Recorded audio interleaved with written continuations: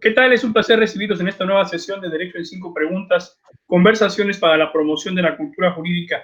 Hoy recibimos al doctor Arturo Dimas de los Reyes, integrante del Sistema Nacional de Investigadores y destacadísimo profesor de la Facultad de Derecho y Ciencias Sociales Victoria de la Universidad Autónoma de nuestro estado. Muchas gracias por estar aquí, doctor. Muchas gracias por la invitación, doctor Guzmán. Pues bien, sin más que agregar, vamos a Derecho en 5 Preguntas. Doctor Dimas, sabedores de su experiencia en el tema, nos gustaría comentar con usted algunos aspectos relacionados con el combate a la corrupción en nuestro país. En ese contexto, vayamos a nuestra primera pregunta. ¿Podría explicarnos, en términos generales, qué es el Sistema Nacional Anticorrupción? Claro que sí, doctor. El sistema anticorrupción es como su nombre lo indica, es todo un sistema, ¿verdad? No es modificar una institución, no es modificar una ley, no es aumentar sanciones solamente, sino que es todo un sistema que va entrelazado en relación con autoridades, con sociedad civil y con todos aquellos que tengan que ver con la actuación de las autoridades. Es muy importante recalcar que la finalidad es combatir precisamente la corrupción, así como prevenir la corrupción. Es decir, vamos a atacar la corrupción desde dos ángulos, desde el inicio de la corrupción y así como hacia el final, ¿verdad? Hacia las consecuencias que está llevando esos actos de corrupción. Es conocido que a nivel internacional se hace un análisis por Transparencia Internacional, y Transparencia Internacional establece que estamos en un lugar número 29, ¿verdad? Un puntaje 29 de 100. Entonces, si estamos en un puntaje de 29 a 100, quiere decir que la percepción, recordemos que este es solamente un índice de percepción de la corrupción, ¿verdad? No quiere decir que sea la realidad. Es solamente la percepción que tiene la sociedad en relación con sus gobiernos. Entonces, en México estamos en el puntaje número 29 de 100. O sea, estamos muy arraigada la corrupción en México, según la corrupción a nivel nacional e internacional. Entonces, sí fue necesario hacer esta modificación, por ello el gobierno federal, en el año 2015, establece la reforma al artículo 113 constitucional y señala ahora nuevo Sistema Nacional Anticorrupción. Perfecto, perfecto. Muchas gracias por su respuesta, doctor Dimas. Ahora bien, siguiendo en ese mismo terreno, demos paso a nuestra segunda pregunta. ¿Por qué es tan relevante la participación ciudadana en el Sistema Nacional Anticorrupción? La participación ciudadana es muy importante y con base en ello se modifica precisamente la ley de participación ciudadana. También se modifica la ley de transparencia, y hago hincapié en transparencia y en ciudadanía porque es muy importante. La credibilidad sobre nuestras instituciones se pierde y se ha perdido, y es un hecho conocido, ¿verdad? No lo señalo yo.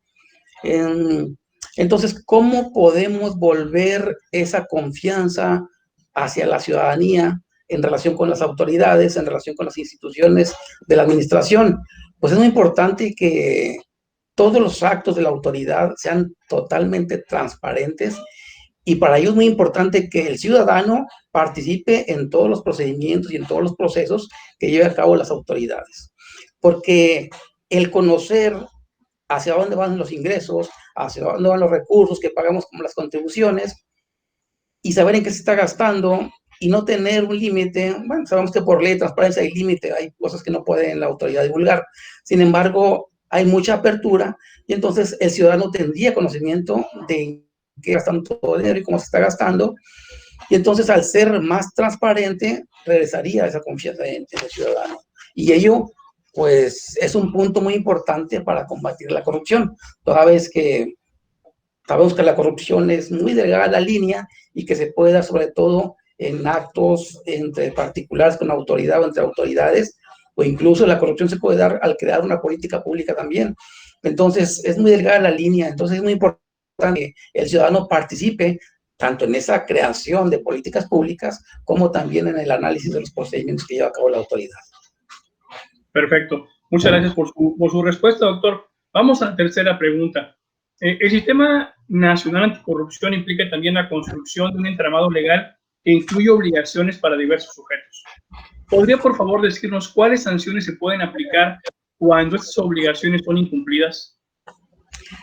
Efectivamente, cuando un ciudadano, servidor público en este caso, comete un acto de corrupción, podrían iniciarse varios procedimientos, no solamente un procedimiento, ¿verdad?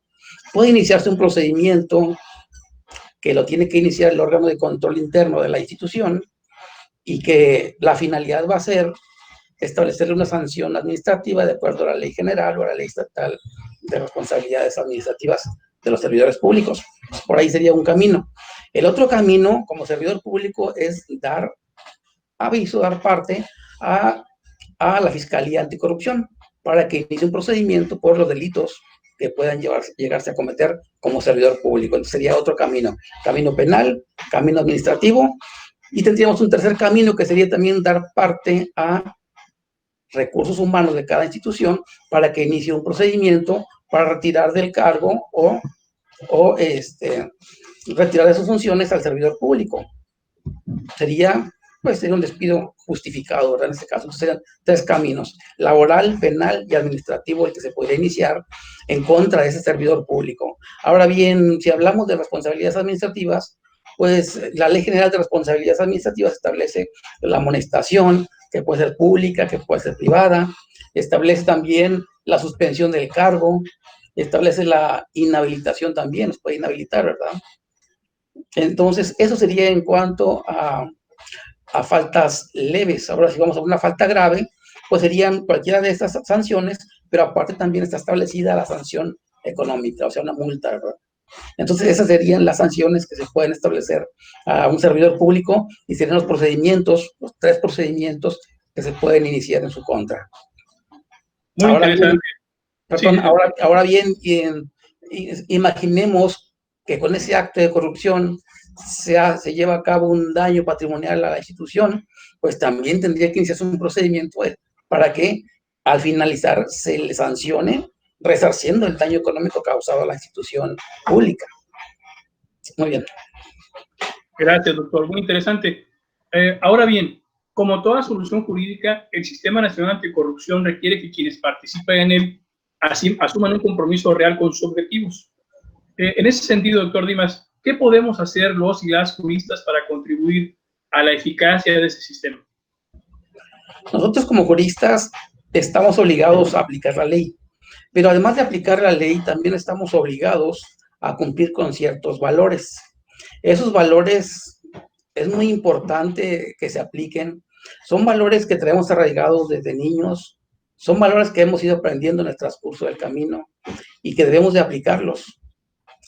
Desde mi perspectiva, considero que el sistema anticorrupción, sea nacional, estatal o municipal, va a funcionar cuando todos los integrantes de la comunidad, cuando todos los actores estemos en la misma línea, estemos aplicando valores, estemos resolviendo asuntos con valores, estemos aplicando la legislación, pero no solamente aplicar de manera fría la ley, sino aplicarla con justicia, con equidad, con transparencia. Entonces, sí es muy importante que se apliquen los valores. Entonces, considero que no es cuestión, es mi punto de vista muy personal, considero que no es cuestión de crear instituciones, de crear legislaciones, de modificar o aumentar las sanciones, sino que todos estos actores que ya están en ese Sistema Nacional Anticorrupción apliquen de manera adecuada todos esos valores. Es decir, no solamente es aplicar una ley por aplicarla, sino aplicarla con equidad, con justicia, con transparencia, como ya comentaba. Mientras no estemos todos los actores involucrados y no lo apliquemos de esa manera, va a ser muy difícil que esto avance. Entonces es muy importante la aplicación de los valores y por ello debemos inculcar los valores a nuestros hijos. Tal vez un cambio o transformación grande no lo vamos a ver nosotros, tal vez no lo van a ver nuestros nietos. O sea, si ahorita trabajamos para inculcarles los valores a los menores, van a ir creciendo con esos valores y entonces esto va a ir cambiando, ¿verdad? Correcto, doctor. Muy interesante el abordaje axiológico que usted hace. Como solemos hacer con los invitados que tienen la oportunidad de participar en la enseñanza del derecho, como es su caso, vayamos a nuestra quinta pregunta. ¿Qué mensaje daría usted a las y los estudiantes de derecho que tienen inquietud, que sienten vocación por el servicio público? ¿Qué aspectos deben fortalecer para trabajar en ese sector de la profesión jurídica?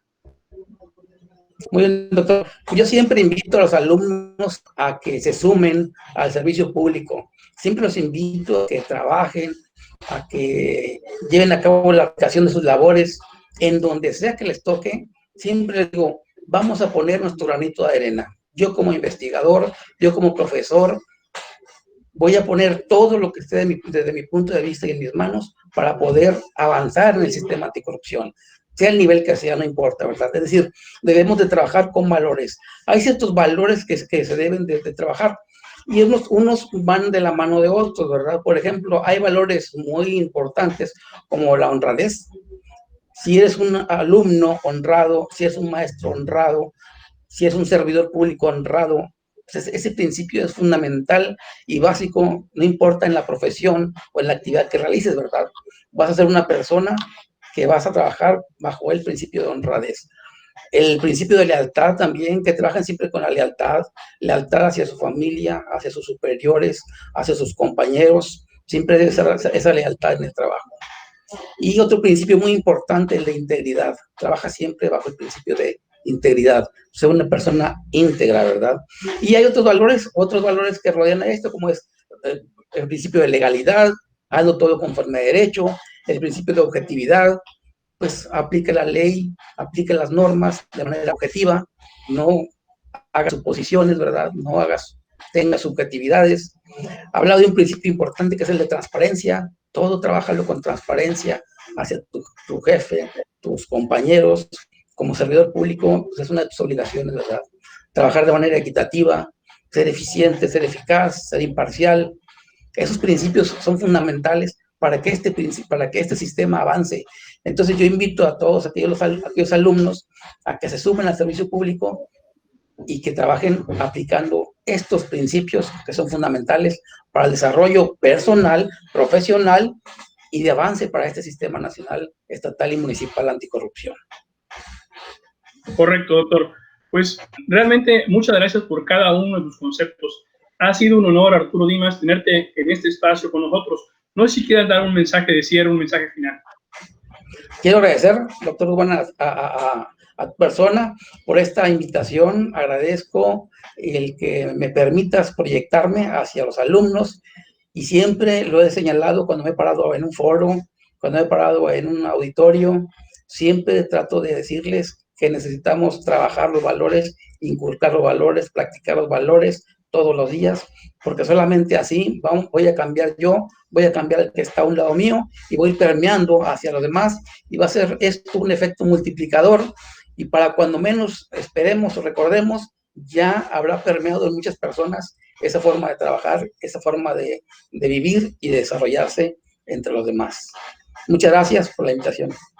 Muchas gracias a ti, doctor Arturo Dimas. Pues bien, los invitamos a realizar juntos el análisis de todo lo aquí comentado en las plataformas electrónicas y las redes sociales que ponemos a sus órdenes. Muchas gracias por acompañarnos y nos vemos en el siguiente Derecho en 5 Preguntas.